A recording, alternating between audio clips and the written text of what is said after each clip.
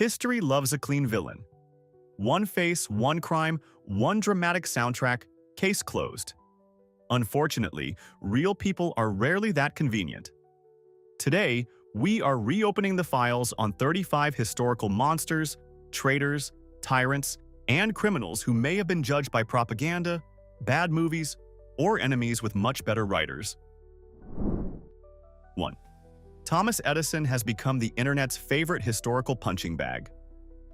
Mention Nikola Tesla anywhere, and somebody appears within seconds to accuse Edison of stealing everything, electrocuting an elephant, and personally inventing corporate evil. The reality is messier. Edison was ruthless, publicity-hungry, and perfectly willing to crush competitors.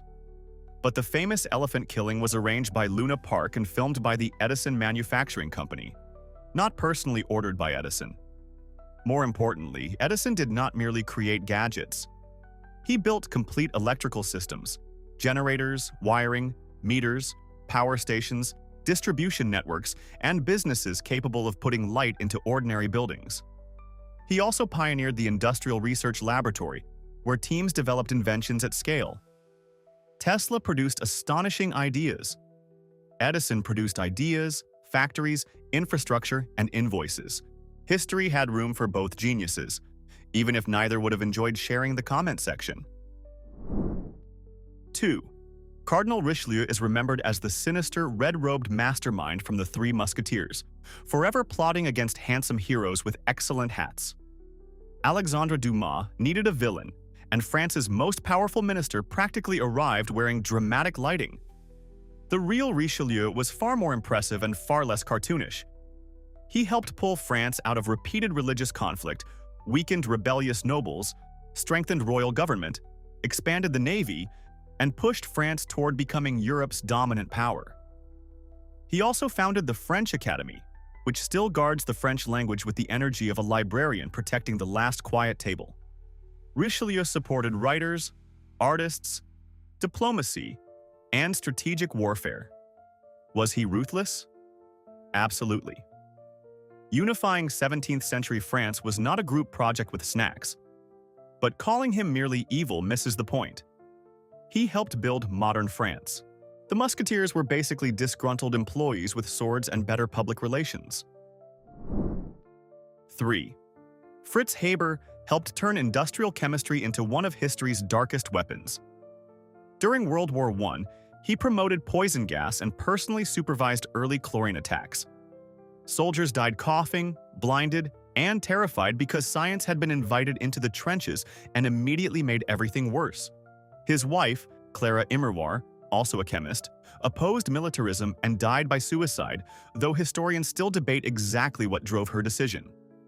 Yet Haber also developed the process that extracts nitrogen from the air to create ammonia. That ammonia became fertilizer, and fertilizer transformed global agriculture. Without it, modern farms could not produce enough food for billions of people. A huge share of humanity is alive because crops receive synthetic nitrogen. So Haber's legacy is almost impossible to process. One invention fed the world, while another helped poison it. He was neither a simple monster nor a secret hero. He was what happens when genius arrives without a moral instruction manual. 4. Hatshepsut was one of ancient Egypt's rare female pharaohs, which apparently made later generations so uncomfortable that someone tried to delete her from the building. Her name was hacked from inscriptions, her images were damaged, and statues were smashed or buried.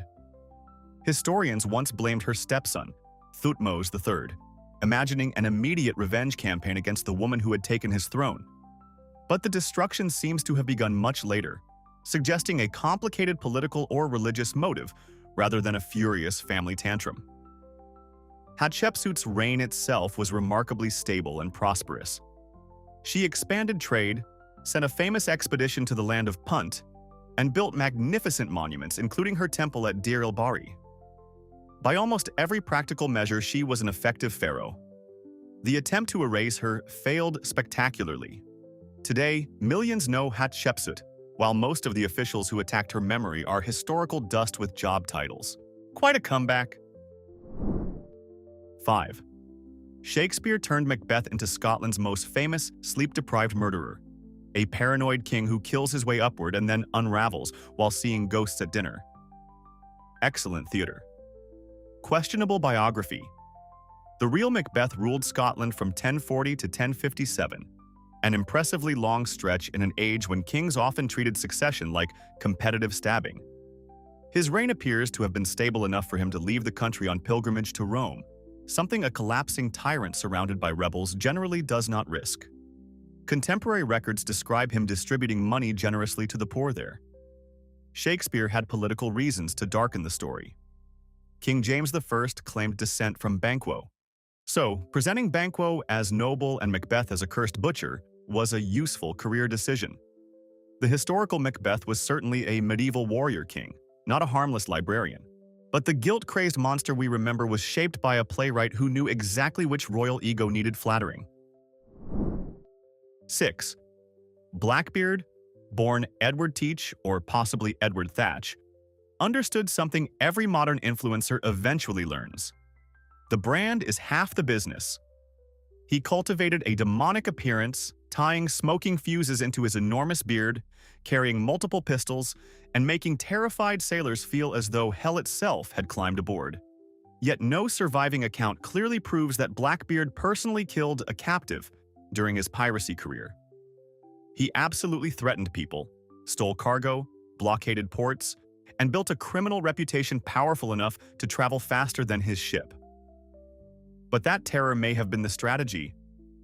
A crew that surrendered immediately was cheaper and safer than a crew that fought. The smoke, weapons, shouting, and carefully designed nightmare costume reduced resistance. Blackbeard was still a pirate, not a misunderstood theater teacher. But his greatest weapon may have been performance, not murder. He robbed ships through fear-based negotiation and truly elite costume design. 7.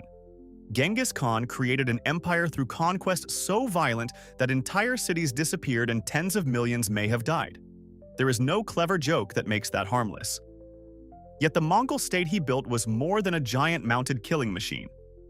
It protected trade across enormous distances, created a relay postal network, moved information faster than most kingdoms could imagine, and allowed merchants, diplomats, scholars, and technologies to travel across Eurasia.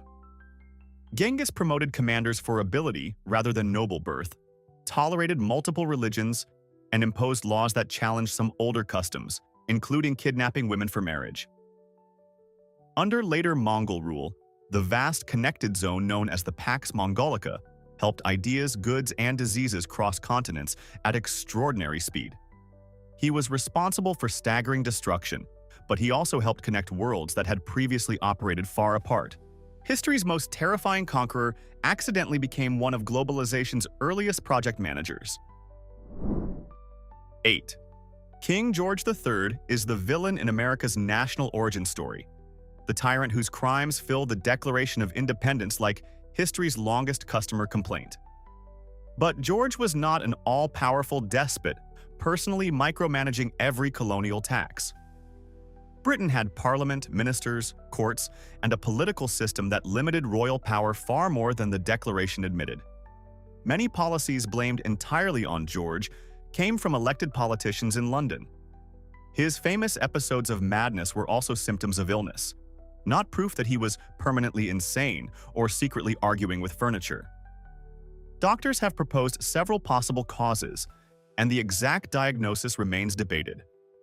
During healthier periods, George was devoted to agriculture, family life, science, and the arts. He supported the Royal Academy and assembled a major library later given to the nation. He lost the colonies and made serious mistakes, but the horned tyrant of American folklore was largely a revolutionary marketing campaign. 9. Anne Boleyn has been portrayed as a calculating seductress who bewitched Henry VIII, destroyed a marriage, had 6 fingers, slept with her brother, and probably breathed smoke when angry. Most of that was propaganda. No reliable contemporary source says she had an extra finger. The incest and adultery charges used against her were almost certainly fabricated, with accusations arranged around dates when she could not even have committed the alleged acts. Anne was highly educated, multilingual, politically aware, and deeply involved in religious reform. She supported English scripture and reformist thinkers when such ideas could get people arrested or worse. Henry pursued her for years. Then, after she failed to give him a surviving son and his attention moved elsewhere, the legal machinery suddenly discovered treason everywhere. Anne was executed so the king could clear space for wife number 3.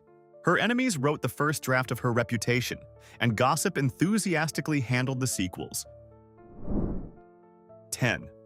Lord Byron behaved so outrageously that Regency Society treated him like a walking scandal subscription. He accumulated debts, affairs, rumors, enemies, and poetry readers at roughly the same speed. The famous description of him as mad, bad, and dangerous to know was not exactly unfair. But Byron's final chapter was bigger than celebrity chaos.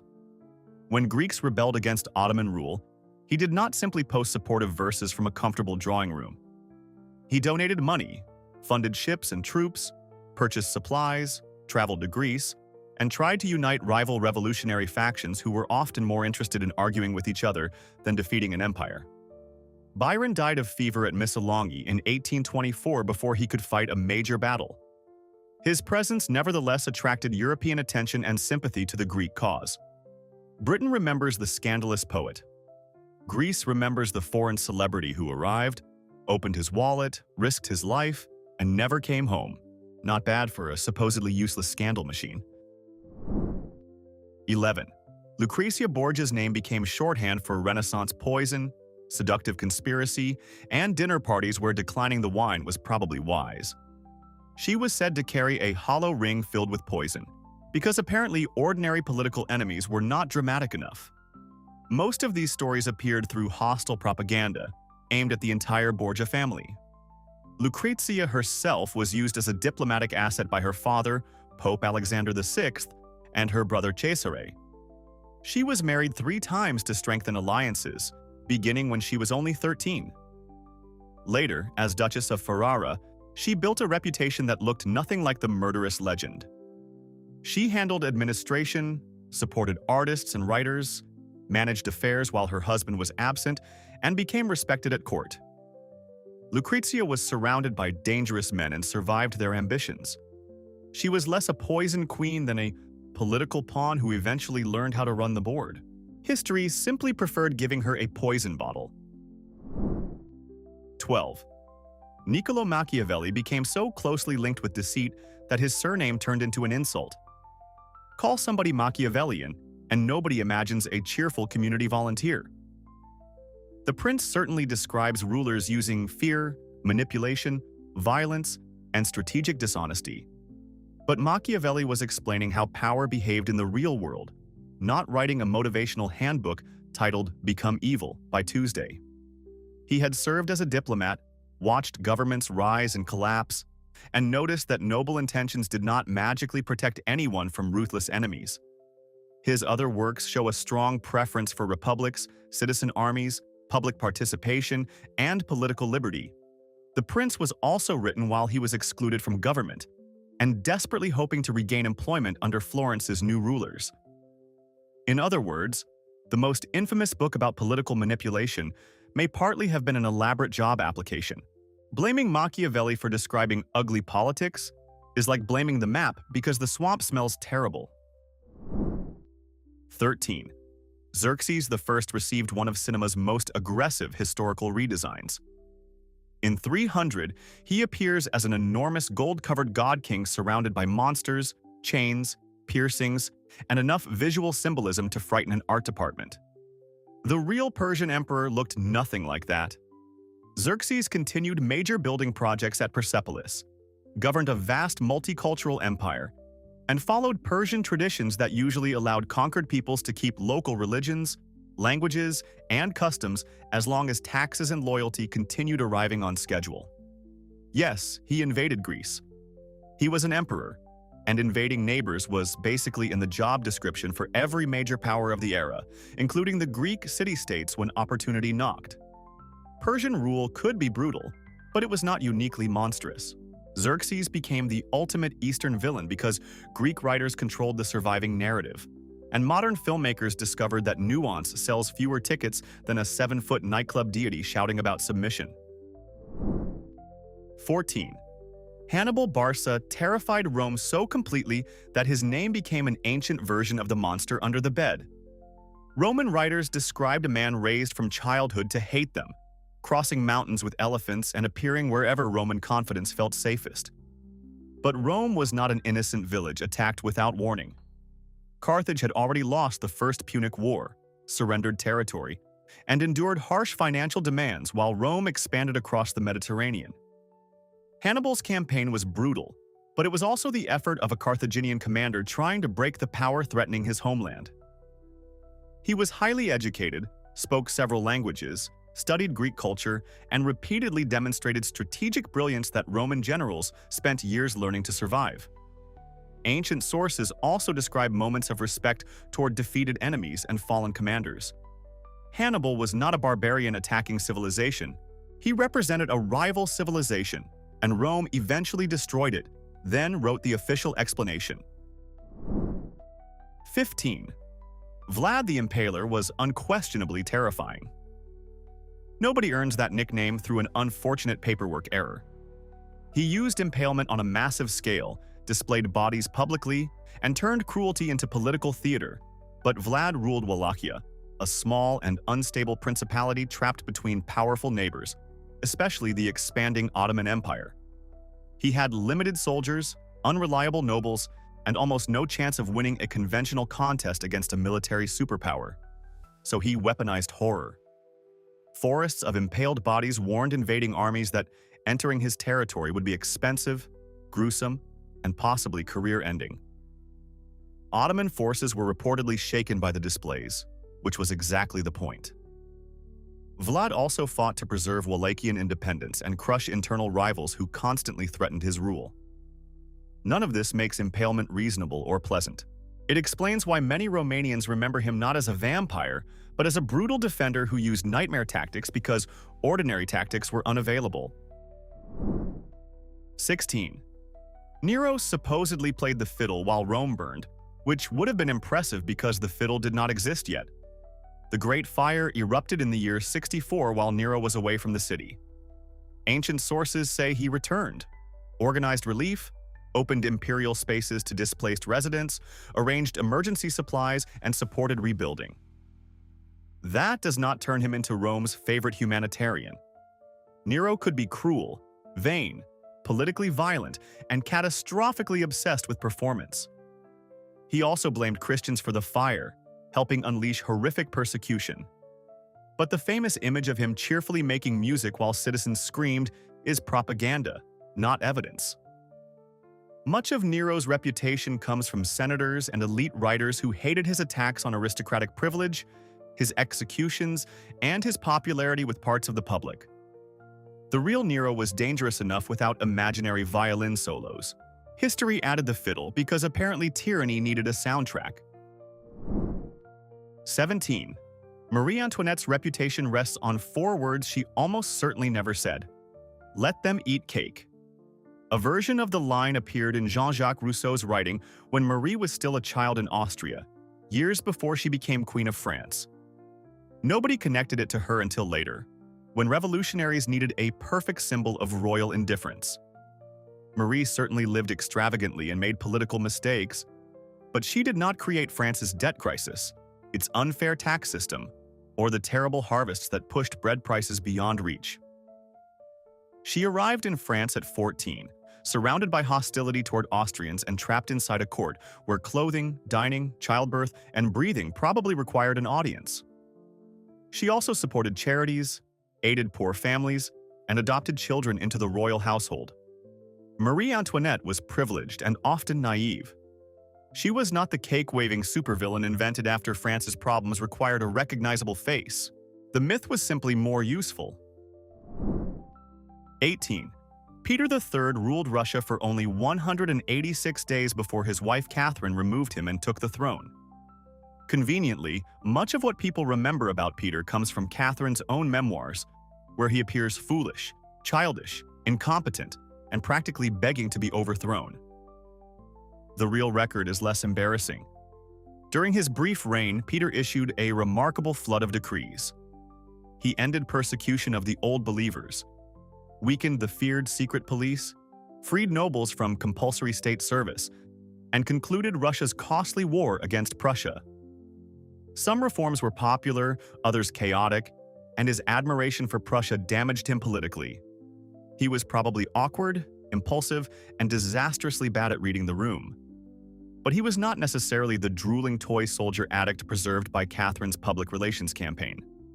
She seized his crown, he soon died in custody, and then she controlled the story. That is one extremely effective editorial process. 19. Catherine the Great is often reduced to a disgusting story involving a horse.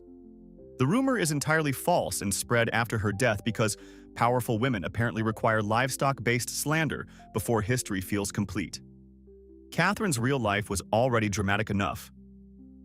A German princess who seized the Russian throne, she corresponded with Enlightenment thinkers, expanded education, collected art, supported science, reorganized administration, and pushed Russia deeper into European politics. Her reforms were inconsistent, and her empire grew through war, conquest, and the continued exploitation of serfs. She was no gentle philosopher queen, but she also used her own body to promote one of the era's boldest public health campaigns. Catherine underwent smallpox inoculation and publicized the decision to convince frightened Russians that the procedure was safer than the disease. She risked her life to normalize prevention. Yet centuries later, people ignore the vaccination campaign and repeat the horse joke. Propaganda truly has excellent long-term retention. 20. Thomas Midgley Jr. may have caused more environmental damage than almost any inventor who never intended to destroy the environment. He helped develop leaded gasoline, spreading toxic lead through cities, and later introduced chlorofluorocarbon refrigerants, which damaged the ozone layer. That is an almost unbeatable two-hit disaster. But Midgley was not sitting in a laboratory asking how to poison the future. Engine knocking was a serious problem, and early refrigerators sometimes relied on flammable or toxic chemicals that could leak into homes. His inventions appeared to solve both issues. Still, warning signs about lead were known, workers became sick, and industry leaders pushed the product despite growing concern. Midgley even suffered lead poisoning himself while publicly insisting the fuel was safe. So he was not a cartoon villain who predicted the consequences and celebrated. He was a brilliant engineer inside a profit-driven system that mistook immediate usefulness for permanent safety. Humanity has repeated that meeting many times. 21. Napoleon Bonaparte was not unusually short. He stood around 5 feet 7 inches, roughly average for a Frenchman of his period. The tiny emperor myth grew from British caricatures, hostile propaganda, and confusion between French and English measurements. So the famous Napoleon complex is built on a ruler who did not actually qualify for it. Napoleon was still ambitious, authoritarian, and responsible for wars that devastated Europe. But reducing him to an angry miniature conqueror hides the reforms that survived him. The Napoleonic Code standardized laws, strengthened property rights, promoted legal equality for men, limited old feudal privileges, and separated civil government from church authority. It also restricted women and reinforced paternal power, because even revolutionary legal reform arrived carrying historical baggage. Versions of the code influenced countries across Europe, Latin America, and beyond. Napoleon lost his empire, but his legal paperwork conquered territory his armies never permanently held. 22. Montezuma II is often portrayed as the Aztec emperor who saw Hernan Cortés, assumed the bearded stranger was a god, and politely handed over an empire. That story is wonderfully convenient for conquerors. It makes Spanish victory look destined and indigenous defeat look foolish. The evidence is far shakier. Spanish accounts were written to glorify the expedition, justify conquest, and explain actions to the crown. Montezuma was an experienced ruler confronting men with unfamiliar weapons, horses, ships, diseases, and a growing alliance of indigenous enemies who deeply resented Aztec power. Gifts and diplomacy were not proof of worship. They were tools for buying time, gathering information, and managing a threat nobody fully understood. Montezuma made decisions that failed, but he was not facing a normal invasion. He was watching military technology, epidemic disease, internal rebellion, and foreign ambition arrive together. Calling him weak is easier than admitting how impossible his situation was. 23. Tiberius became ancient Rome's favorite creepy recluse.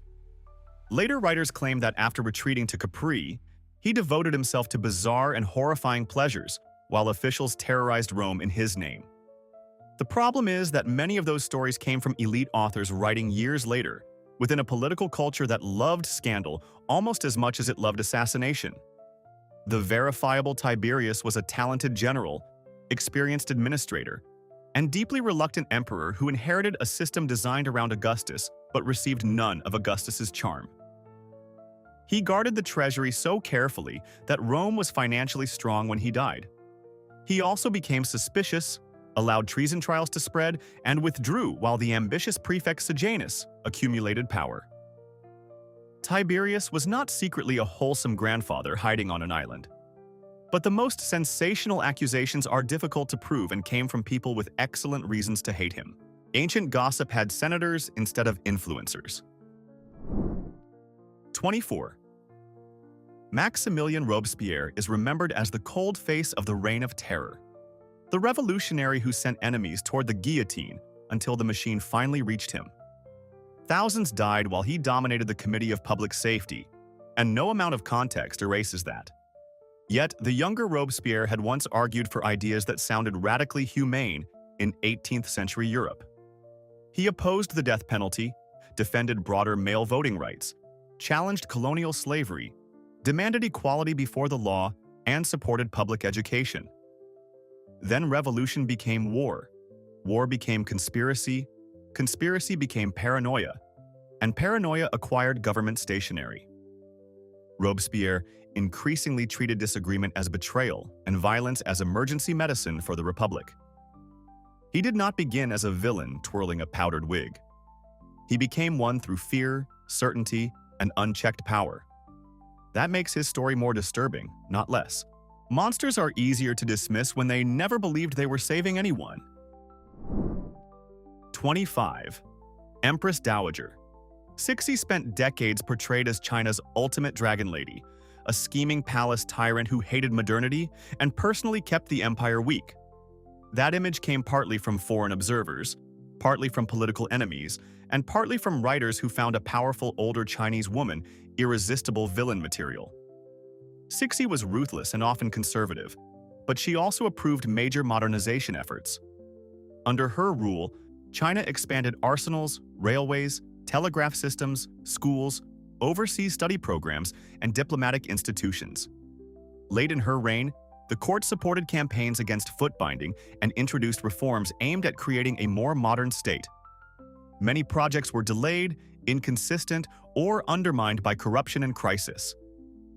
Cixi was governing during foreign invasion, internal rebellion, financial collapse, and pressure from Japan and European empires. She made serious mistakes, especially around the Boxer Uprising. But she was not a single woman personally pressing China's giant pause button for half a century. 26. Alfred Nobel invented dynamite and made a fortune from explosives, which is not the easiest opening move for a future peace icon.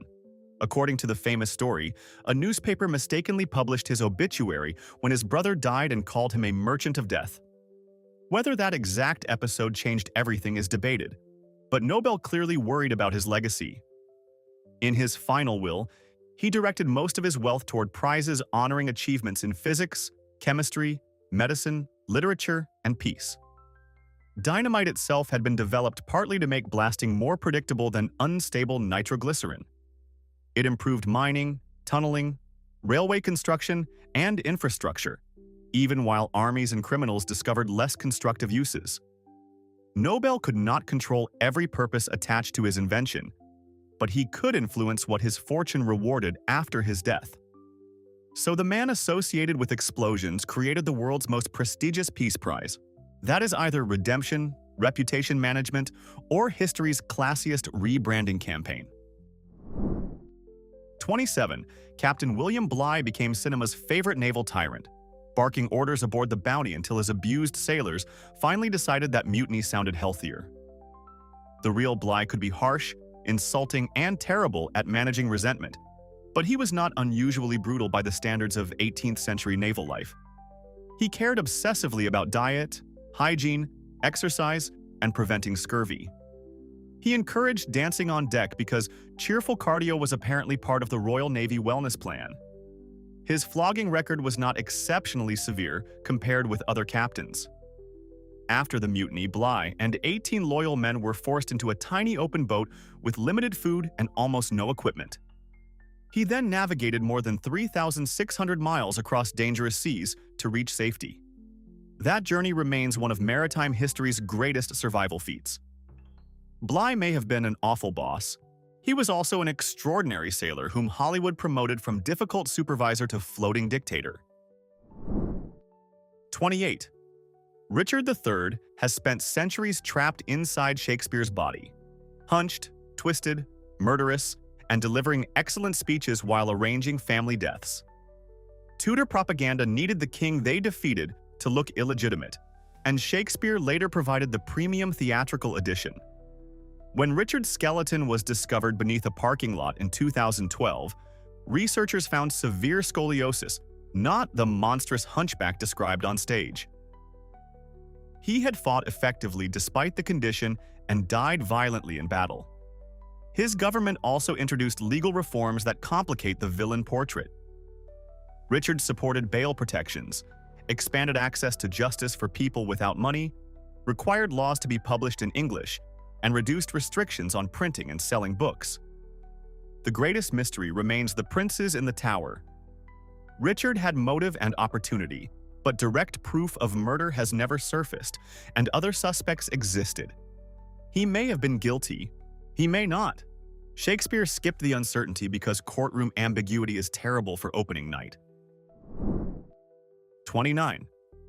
Antonio Salieri did not murder Mozart, no matter how magnificently Amadeus staged the confession.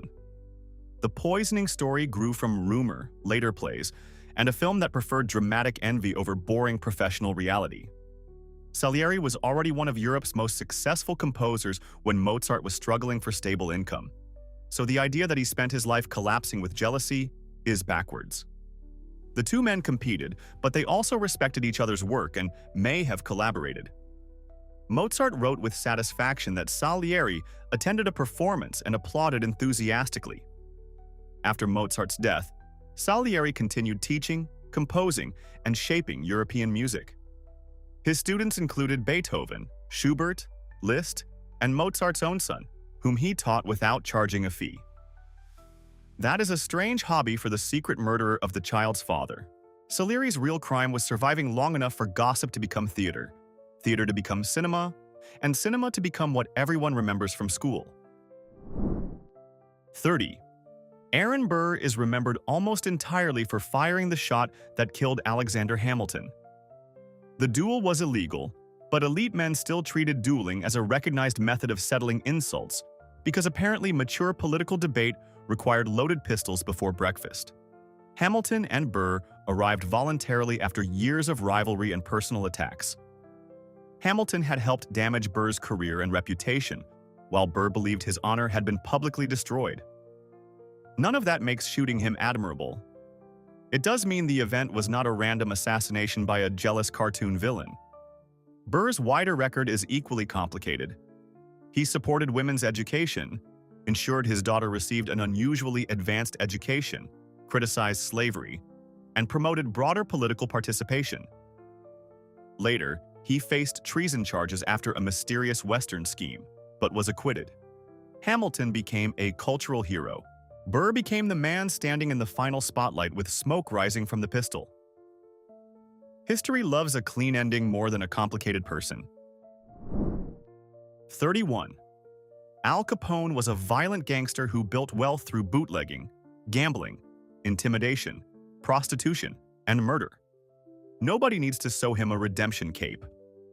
Yet during the Great Depression, when unemployment exploded and official relief remained painfully inadequate, Capone funded a Chicago soup kitchen that served thousands of free meals.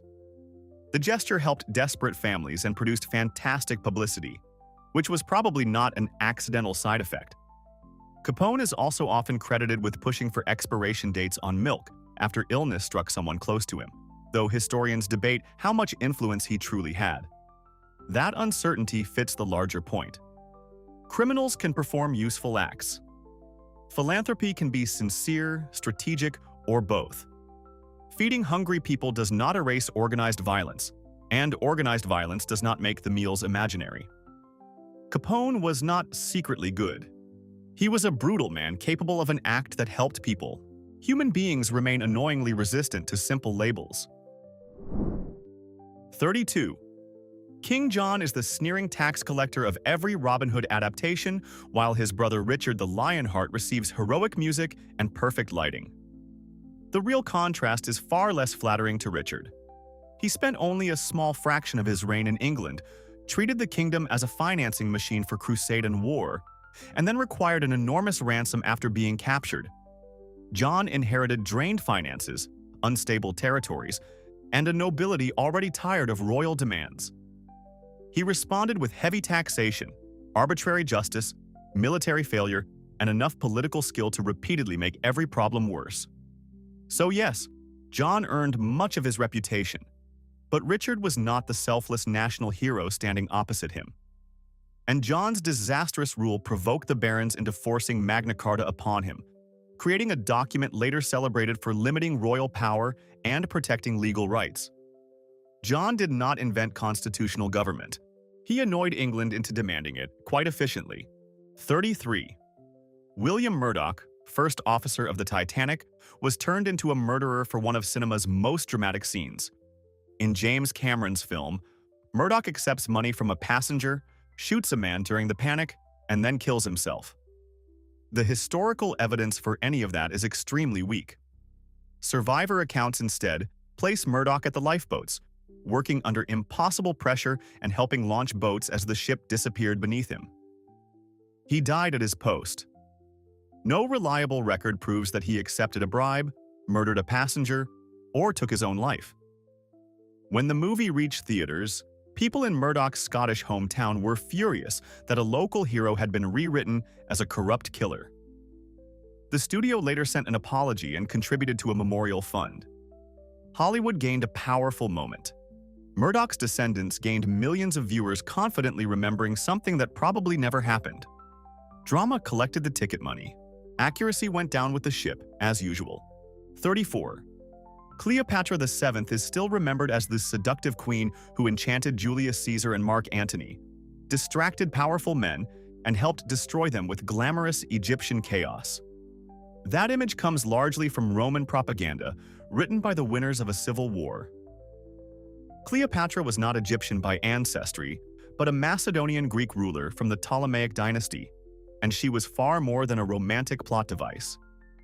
Ancient sources credit her with speaking several languages, studying politics, religion, economics, and medicine, and becoming the first ruler in her dynasty to learn the Egyptian language.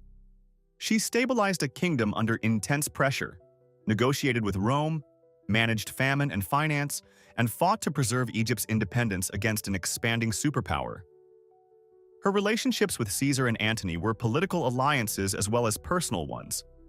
Rome called her dangerous because she was, not as a seductress, but as a capable ruler refusing to become someone else's province quietly. 35. Benedict Arnold's name became the American word for traitor, which is a spectacularly efficient way to erase everything he did before betraying the revolution. Arnold was one of the Continental Army's boldest and most effective commanders. He fought at Quebec, helped delay the British on Lake Champlain, and played a crucial role at Saratoga, where he was badly wounded while leading an attack that helped secure the victory. That triumph encouraged France to support the American cause, making independence far more likely. Arnold also spent his own money on the war, accumulated debts, watched less capable officers receive promotion, and became increasingly bitter toward Congress and his rivals. None of this excuses his attempt to hand West Point to the British. That was treason, full stop. But Arnold was not a lifelong coward who accidentally found a uniform. He was a genuine war hero whose resentment, ego, financial problems, and ambition eventually turned him against the cause he had helped save. Now comes the argument. Which person on this list did we defend too much, and which so-called villain did we completely fail to include? Name them in the comments and make your case, because they were evil is not an argument. If this video ruined at least one historical myth for you, hit like and subscribe. We have plenty more reputations to destroy.